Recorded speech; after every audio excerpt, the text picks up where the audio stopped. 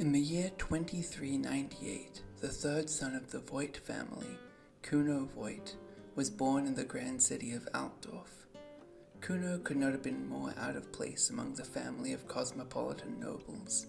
A natural troublemaker with a love of fighting, as a youth he would get first into fistfights, and then later mock duels with the other noble sons.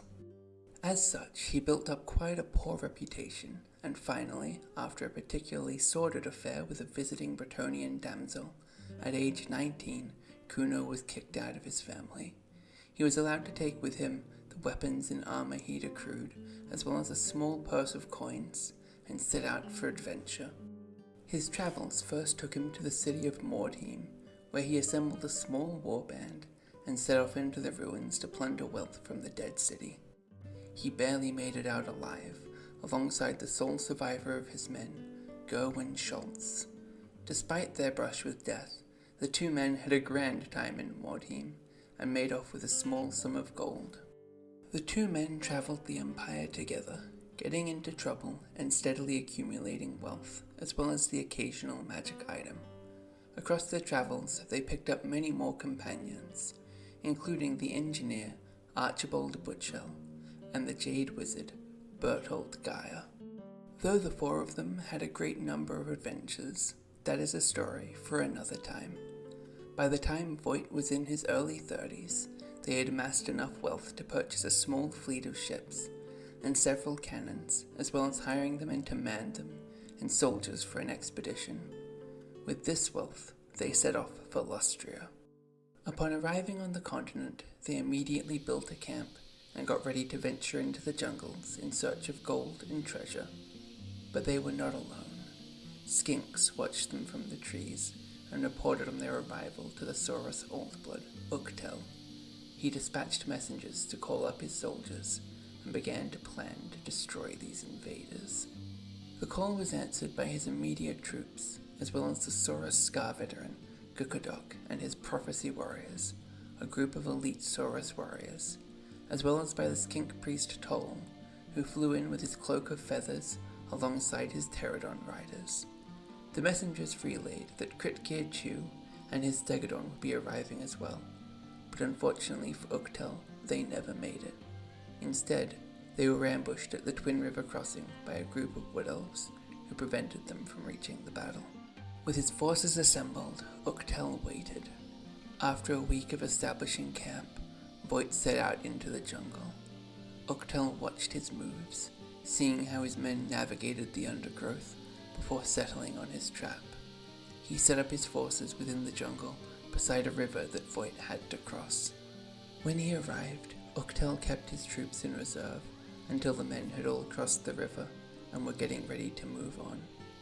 Only then did he reveal his troops, forcing the humans into a pitched battle with the river at their back, seeking to destroy them all while they couldn't flee back to their camp.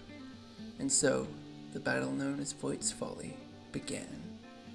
Today's game is a 2,000-point solo game of Warhammer Fantasy 6th edition, played between Lizardmen and the Empire.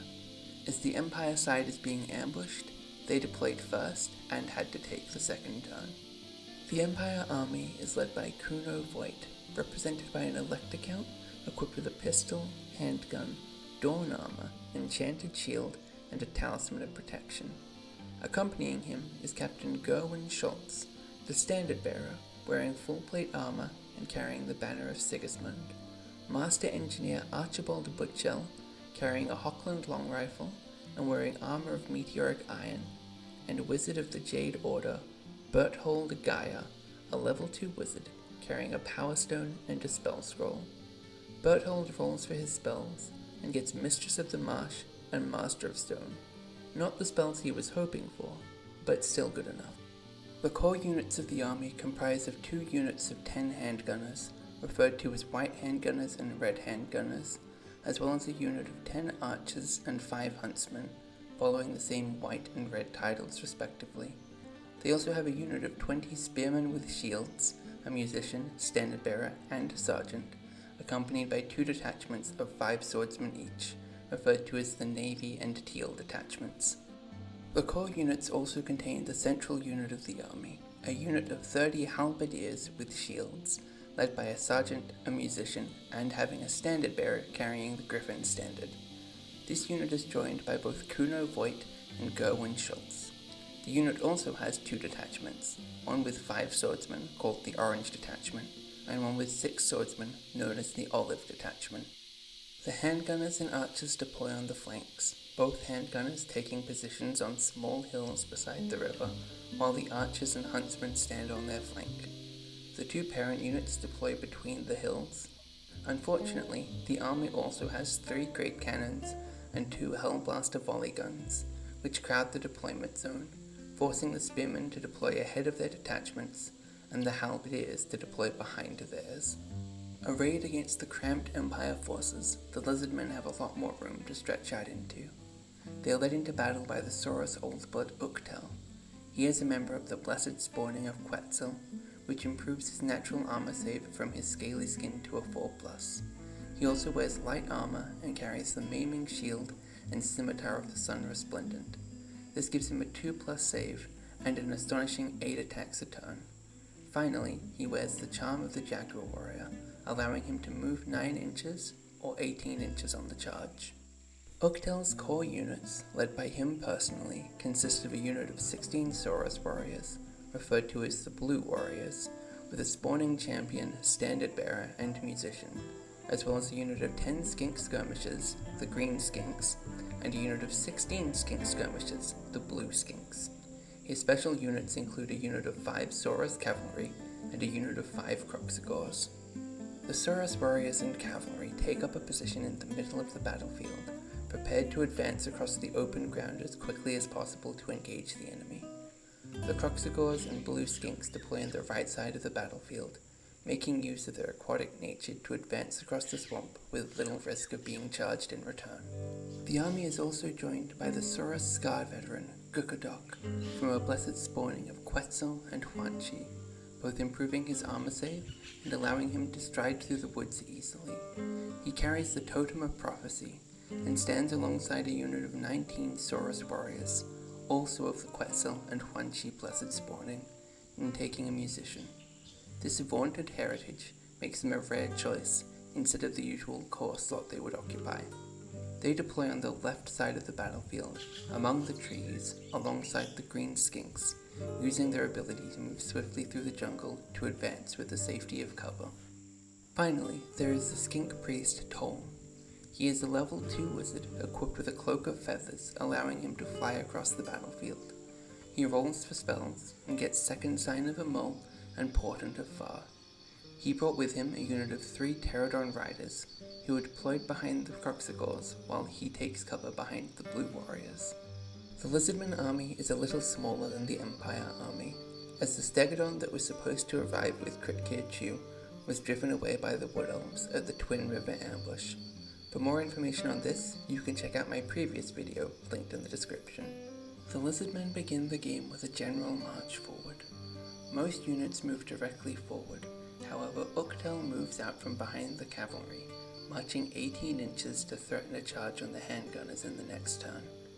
The Pterodons, meanwhile, take cover behind the central forest, avoiding taking fire this turn. This proves a wise decision, as Voight's cannons open fire, while a few of the units move forward to be ready to countercharge in the coming turns.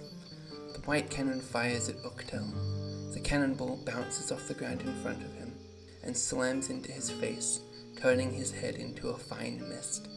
The red cannon meanwhile fires at the Skinks, the cannonball hitting at one while another ducks to avoid the hit.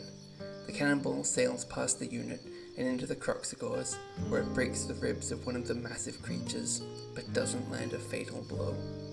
The yellow cannon beside the halberdiers fires at the Saurus cavalry, but they pack in a little too much powder, and the cannonball flies over the cavalry, hitting far behind the Lizardmen formation.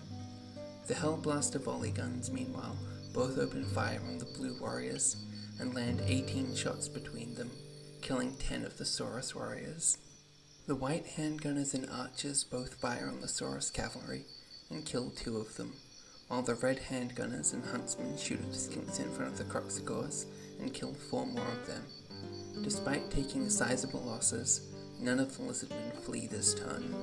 Seeing the encroaching threat of the Kroxigors, Berthold casts Mistress of the Marsh. The mud of the swamp contorts and pulls itself close to the Kroxigors, hugging their legs and slowing their advance in the coming turn. In the second turn, the Lizardmen declare their first charges. The Soros cavalry charge at the yellow cannon, while the Pterodons crest the forest and charge into the red Hellblaster volley gun. The Soros cavalry kill all of the crew and overrun behind the Empire formation. The Pterodons kill one of the crew and they break, running for their lives. The Pterodons give chase and run them down. Despite his incredible armor, Archibald Buchel is knocked to the ground in the river and crushed under the weight of a Pterodon until he drowns. The rest of the Lizardmen continue advancing, the skinks slowing down to open fire at the handgunners with their blowpipes. The green skinks manage to kill half of the white handgunners, while the blue skinks only kill one of the red handgunners. Toll casts Portent of Far and miscasts, but luckily he only prevents himself from casting more spells this turn. With the yellow cannon and white Hellblaster now inoperable, Voight's unit moves forward.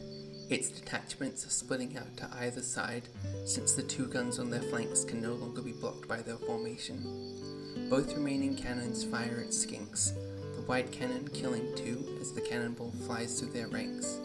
The red cannon isn't so lucky, as the cannonball directly hits one of the skinks on its approach, and its swishy body doesn't provide enough force for the cannonball to bounce off of.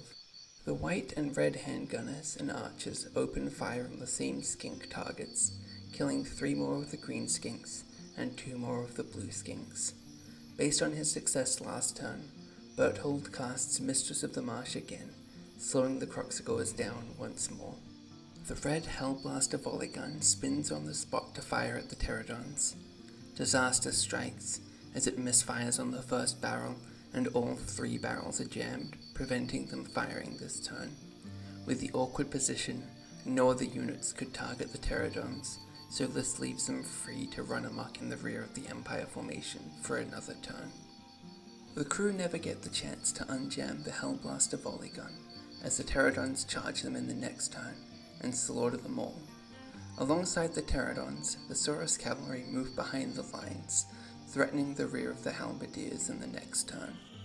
The Pterodons aren't the only ones charging this turn, as the Blue Warriors charge into the Olive Swordsman unit, and both the Kroxigors and Orange Warriors try, but fail, to charge into the Spearmen and White Archers respectively.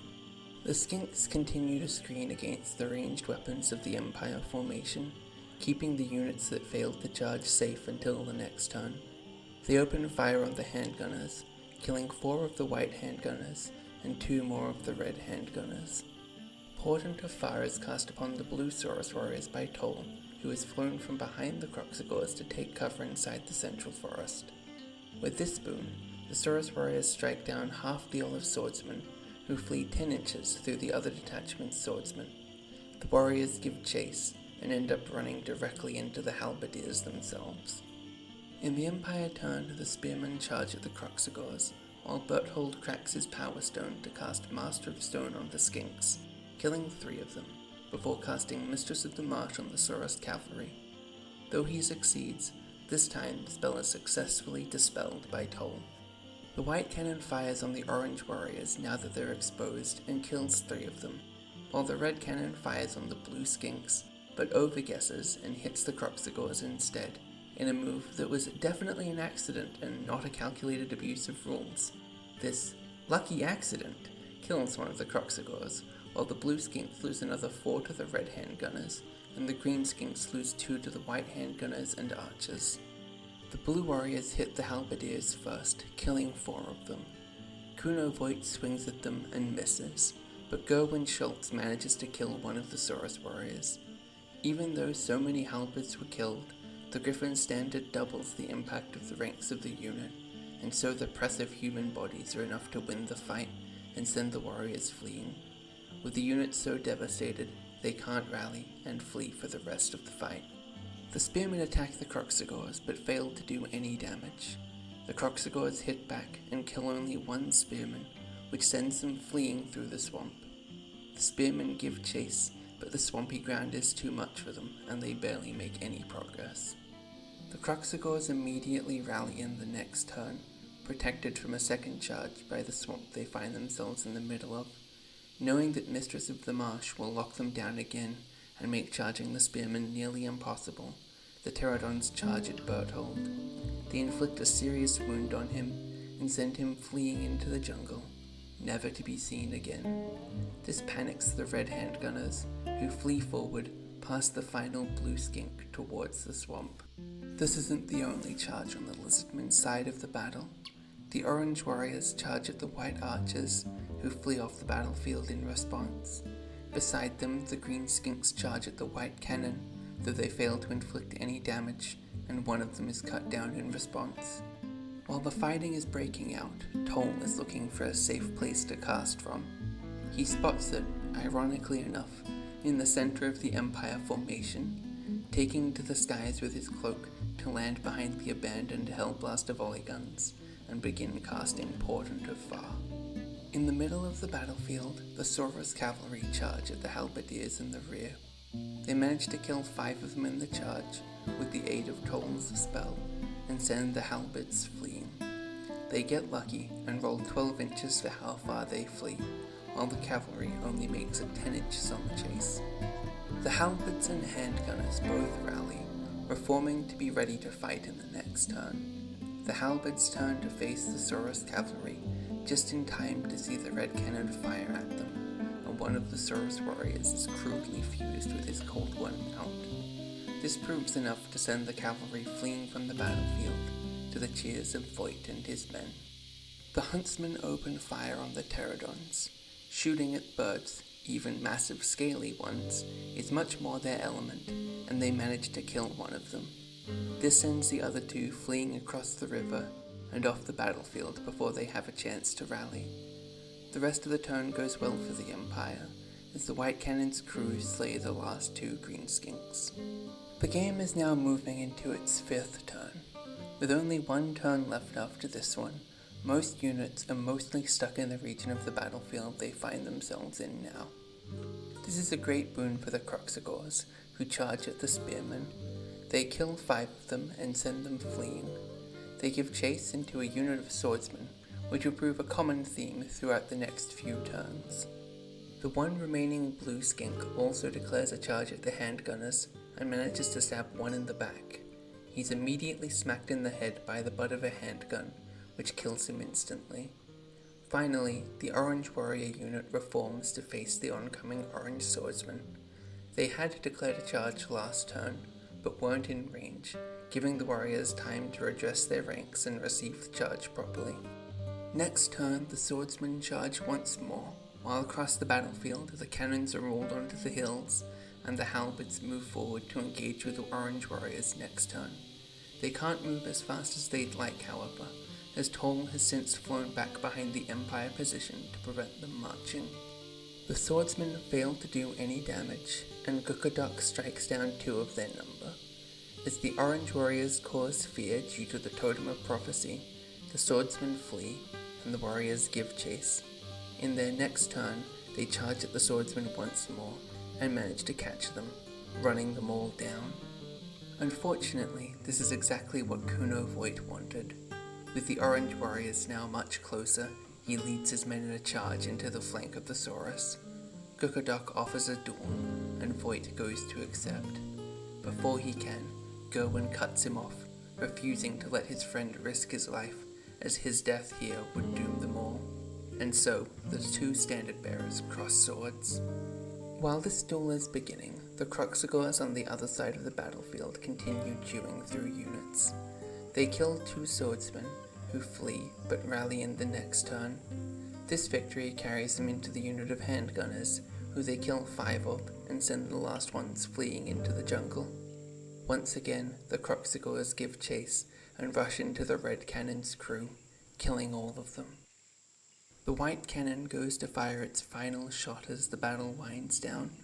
They take aim at Toll, hoping to give their commander space. Unfortunately, the humidity of the jungle has started to impact the powder, and the gun fails to fire. With this, All that remains is the final showdown between the elite units of both sides. The battle itself is of little impact, only one Saurus warrior and one halberdier falling on either side. The same cannot be said of the duel between Gerwin Schulze and Gukadok. Gerwin swings his sword, trying to kill the Scar veteran, but the creature's hide is too thick. It swings back and manages to kill Gerwin. With the loss of his friend, Kuno Voight breaks. He calls for a retreat, pushing his men to break through the Saurus in front of him. Without the leadership of Uchtell, and the plan he set for the battle no longer applicable, Toll also signals for a retreat.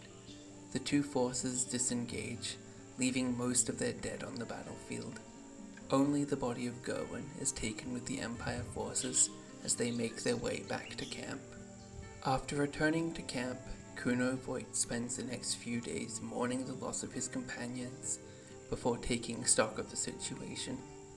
Most of his war machines were left on the battlefield, and even if he could retrieve them, none of his men are trained in their operation. This is the final nail in the coffin of his expedition, and he orders his forces back on the boats to return to the old world. Before we look at the tactics used, if you enjoyed this battle report, please don't forget to like, comment, and subscribe for more. Every bit helps the channel grow and ensure there are plenty more Warhammer battle reports to come. Next week, we are continuing our theme of treading new ground with Operation Skulltaker, a 500-point game of Warhammer 40k between the Rigid Serpent Space Marine chapter and the traitorous Astra Militarum Skulls unit. And now, on to the tactics review. Let's start with the Empire side. The deployment was mostly out of the control of the Empire player, as the story behind the battle largely defined how they would be arranged. With that said, the archers and huntsmen could have been deployed in the river to rearrange the cannons and make room for the detachments beside their parent units, though even in that case, it would still have been a tight fit. This deployment issue ended up plaguing them throughout the game, as the large blocks of melee infantry couldn't easily move to pick the fights they wanted. None of this I can really consider a mistake, so much as it was a dilemma posed by the scenario, however. I think the biggest and most impactful change that could have been made in the deployment was placing the detachment units behind the cannons and Hellblaster volley guns. This would have prevented the Pterodons and Saurus cavalry from overrunning into the rear of the formation and running amok. Finally, in the last turn, the decision to take the duel with Gerwin was definitely a mistake, and I knew that when I made the decision. If Voight had taken the challenge, he would have survived the fight, and the Empire player would have been up by approximately 200 victory points. That still wouldn't have been enough to win, but it would have been less of a close fight. Looking at the Lizardmen side of the battle, there are a few things that I just thought were neat. Toll's usage of the Cloak of Feathers, flying into safe spots, and generally posing small annoyances to the Empire side each turn was both surprisingly impactful and very fun to play out. The use of the skirmish screen ability of the Croxagores was also very fun, and I think it was effectively used. That ability allows them to charge through skink skirmisher units that are in front of them. If they hadn't been hit by Mistress of the Marsh as they were, they would have made their way into the Empire line by turn 3. The fact that they were impacted by it twice, and then only killed one Spearman in their first fight and decided to flee, was just a series of bad luck. Once that passed, they essentially tore up the flank by themselves. The major mistake made on the Lizardmen side was keeping Uchtell exposed. However, I did run the math on that cannon, and assuming the cannonball would always hit if there wasn't a misfire, there was less than a 20% chance of him dying to that cannon shot. As such, I think it's safe to say that that was some serious bad luck, and though it could have been mitigated by keeping him in the Blue Warriors unit turn 1, it's not unreasonable to have expected him to survive.